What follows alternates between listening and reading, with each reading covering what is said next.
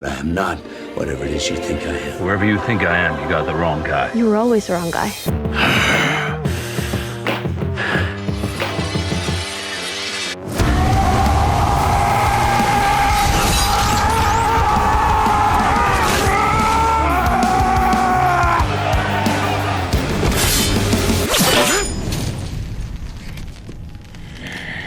Wolverine is the man. I mean, what's not to like? He's got those sick claws coming out of his fists. He's tough as nails and he answers to nobody. I'm the best there is at what I do, but what I do isn't very nice.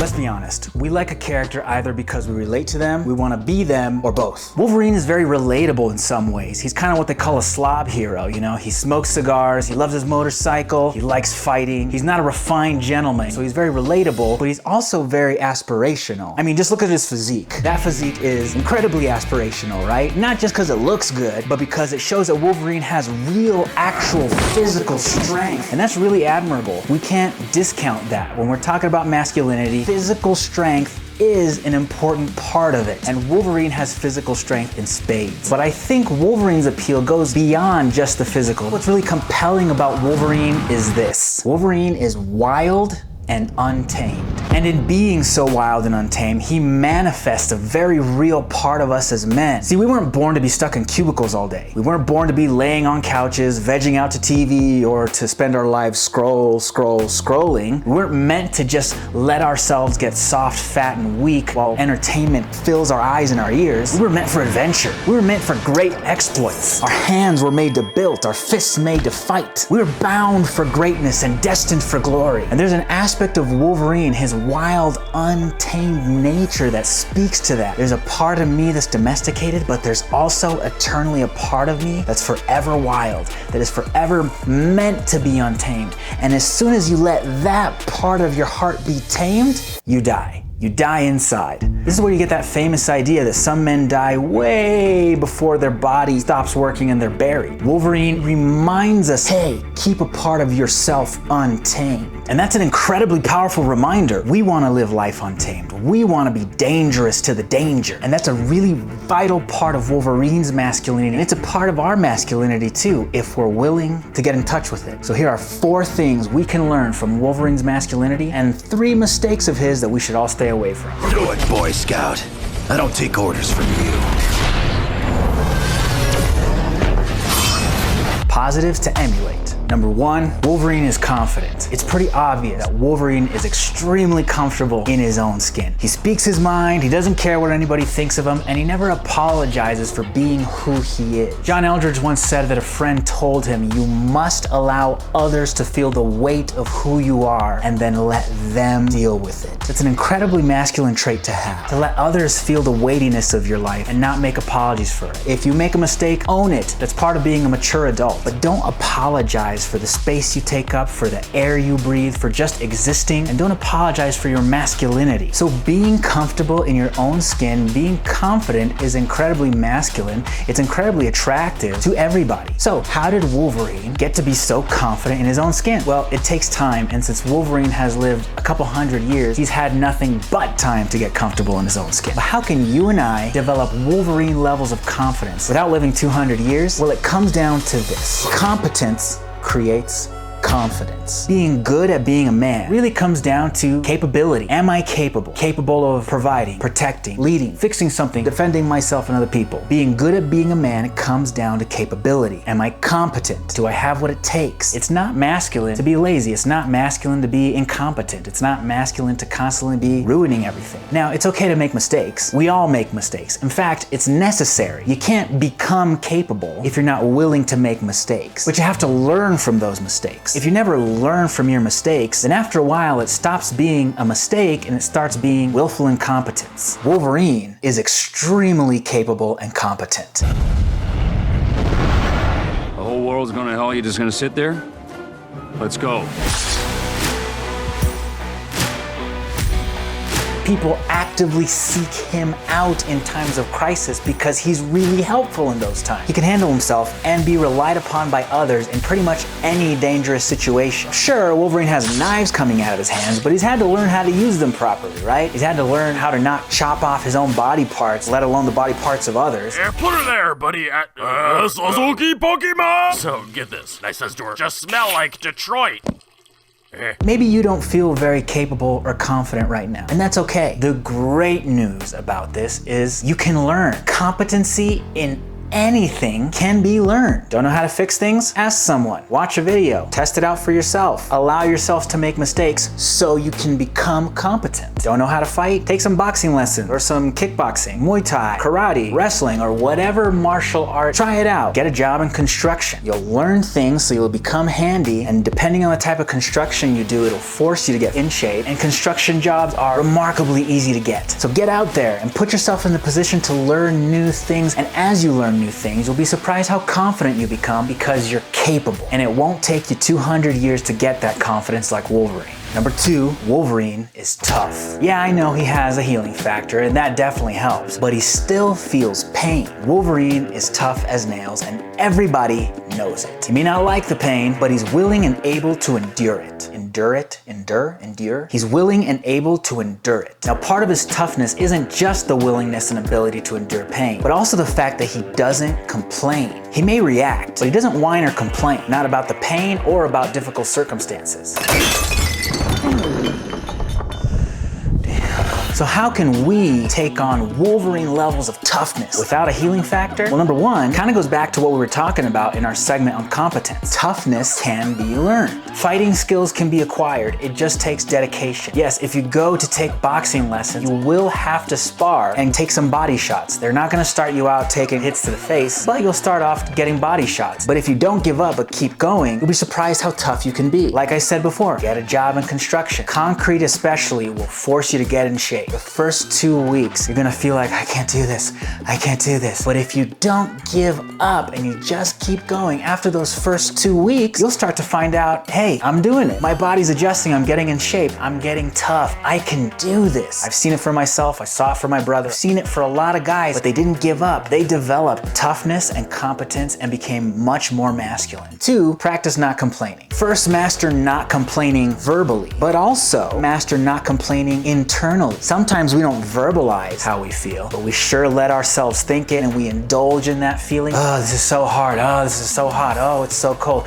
Oh, this sucks so much. Masculinity isn't just what you project outwardly. It has much more to do with what you do internally. So instead of complaining, instead of thinking why things suck, be thankful. Instead of seeing it as a problem, see it as an opportunity, as a challenge that you get to rise to. There's always something to be thankful for. Can you see? Can you hear? Can you talk? Are you breathing? There's always something to be thankful for. And here's the thing, you cannot be complaining and be thankful at the same time. So practice toughness by not complaining. Now, I want to make a very important distinction here. There's a difference between complaining and genuinely asking for help. Don't make the mistake of thinking that asking for help is complaining or that asking for help is weak. There's people on this earth who need you here, who need you well, who need you healthy, who are going to count on you either right now or someday in the future. And we owe it to them to be honest and tell them when we need help. So if you need help, make sure to ask for help. Make sure to speak up. The people who love you will be glad you did. Number 3, Wolverine is brave. Wolverine is bold in both word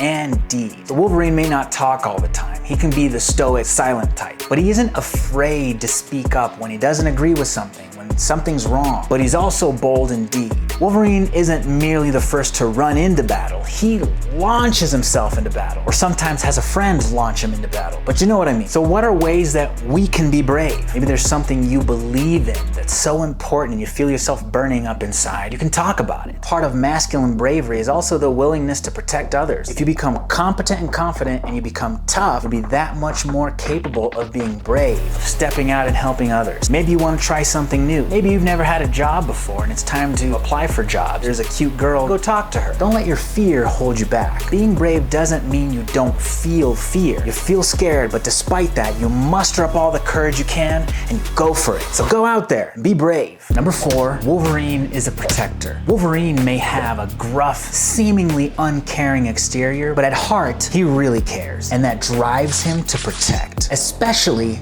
women and children. See, despite what the current modern culture says, men have and have always had a sacred duty to protect women and children. It's written in our genetic code. And when we fail to do this, when men neglect this sacred duty, women and children are left vulnerable in society. It also affects us as men. When we don't protect women and children, we neglect a very important purpose for which we were put on this earth. When we don't fulfill that purpose, we live less than what we should be. We start becoming selfish, we start becoming bored, we start becoming childish, we start becoming weak. Worse yet, we may become predators of women and children ourselves. So Wolverine is a protector, especially of women and children, and we should be too. Now, Wolverine is not nice, but he is kind, and that's a very important distinction to make. Nice is about how you come off to others. I want to be nice so people think I'm a good guy. It's inherently selfish. Kindness is about caring for others and is therefore selfless. You do what's good, honest, truthful, helpful for other people. So no, Wolverine is not a nice guy at all. But at the end of the day, if someone needs help, Wolverine puts his life on the line for them again and again and again, because down deep he cares so stinking much he can't help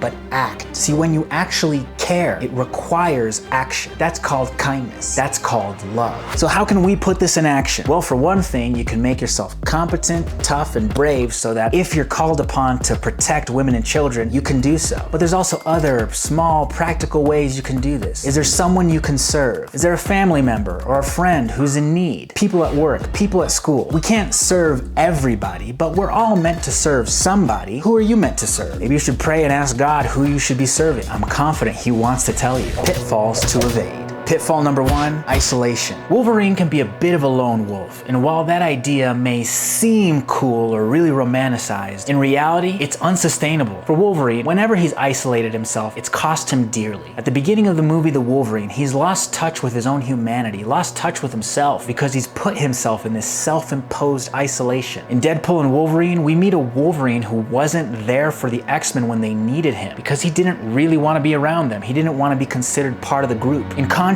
Wolverine is at his best when he's part of a community, when he's friends with people, when he's a friend to them and allows them to be friends to him. It's the happiest times of his life. No man is an island, and isolation is a killer. We all need each other. It's why people in solitary confinement often go crazy. We all need vertical connection with God, and we need horizontal connection with each other. So don't make the mistake that Wolverine makes. Don't isolate. We oftentimes just want to crawl into our caves and be left alone. And there's a time and a place for taking time for yourself, but all the time is not healthy. Stay connected to family. If you can't connect with family, connect with friends. If you can't connect with friends, connect with people at a local church, people at work. Find a local club. Anywhere where there are normal, healthy people, seek connection. So isolation is a killer. Don't isolate yourself. In other words, you need your bros, and your bros need you. Pitfall number 2, drinking too much. Most of us know that drunkenness and alcoholism is a terrible, terrible thing. People have destroyed families, friendships, opportunities, careers, destroyed whole lives, their own or the lives of others, because of drunkenness. In Deadpool and Wolverine, we see Wolverine wasn't there for the X-Men because while he was isolating himself, that went hand in hand with his drinking. And we see this time and again in Wolverine's life. He isolates, and that comes with drinking, and the drinking inhibits him from being the best version of himself, keeps him from being there for other people. So if you've been struggling with this, I encourage you to sober up. Find someone to be accountable to. Take up a hobby, exercise, do what you have to do in order to become sober. But the reality is that drinking, like all addictions, is really just a symptom of something much deeper: unresolved trauma and issues. Who says I'm in pain?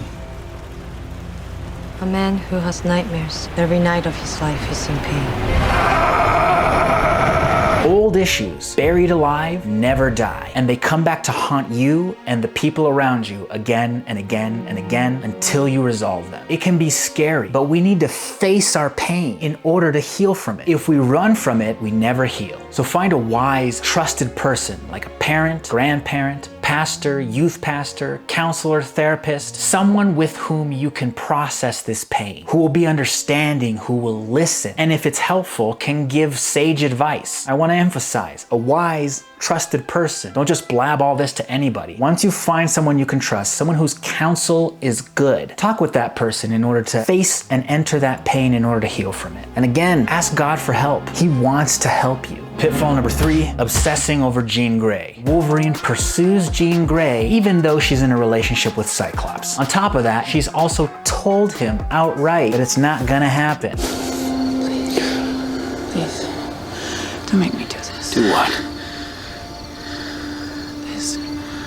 He pursues her anyway. All this does is torture Wolverine, torture Jean Grey, torture Cyclops. Let me tell you from personal experience. Even though the movies make it seem like pining after someone is really romantic, if you just keep holding on to hope, despite what she says, and don't give up that you'll eventually be together, it's not true. It's all a lie. If a woman has told you she's not interested, accept it. She's doing you a favor because she's helping you not waste your time on her. It's way better than stringing you along. You may think, oh, but she's so beautiful and we're so perfect for each other. Well, one, as beautiful as she may be, there's a lot of beautiful women out there. And in your head, you might think you're perfect for each other, but you don't know that. You most likely are romanticizing her and the relationship, so you think you're more perfect for each other than you really would be. If her instincts are telling her that you guys just aren't a match, she's probably right. There's probably things she's perceiving that you just don't see right now, but at some point in the future, you probably would. It's not romantic to ignore a woman when she says she doesn't want to be with you. It's disrespectful. Disrespectful to her, but also disrespectful to you, because you should be with someone who wants to be with you, not trying to convince someone that they should be with you. So don't waste time pining after someone who's not interested. Move on. We can acknowledge that it hurts, but just use that to fuel your workouts.